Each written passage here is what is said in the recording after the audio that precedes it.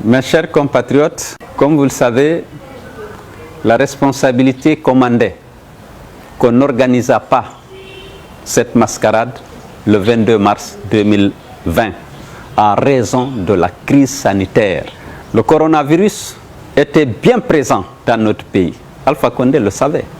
Mais il a décidé, au mépris de la morale, d'organiser sa mascarade, sachant bien que tout attroupement que provoque une élection est susceptible d'accroître les risques de propagation du virus.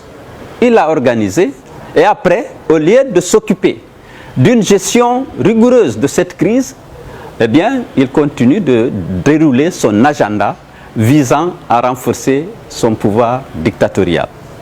C'est dans ce cadre qu'il a promulgué la constitution illégale qu'il croit avoir fait adopter. Et maintenant, il vient de convoquer la première session de son parlement illégal qui va regrouper plus de 200 personnes. Alors que lui-même, il a interdit tout rassemblement de plus de 20 personnes dans le pays. Mais lorsqu'il s'agit de son pouvoir, eh bien, les règles et les lois n'ont pas d'importance. Alors, le FNDC a noté avec indignation qu'il continue de dérouler son agenda sans se préoccuper de la vie et de la santé de notre peuple. Nous avons dit qu'on ne peut pas rester indifférent.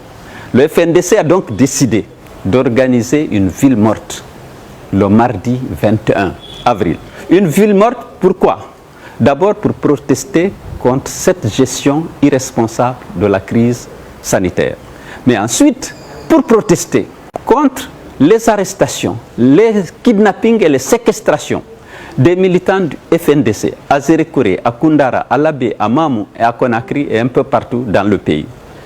Nous voulons aussi exprimer notre indignation face à la mise en place dans ce contexte de cette assemblée illégale.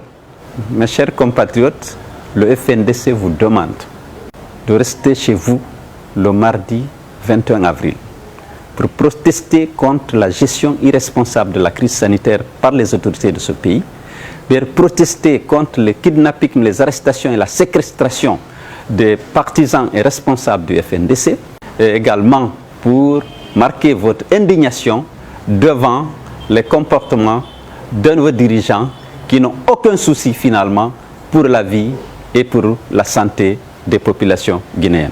Je sais que vous le ferez, tout comme je suis convaincu que vous êtes en train d'observer et de faire observer les consignes données par l'OMS pour limiter la propagation du coronavirus.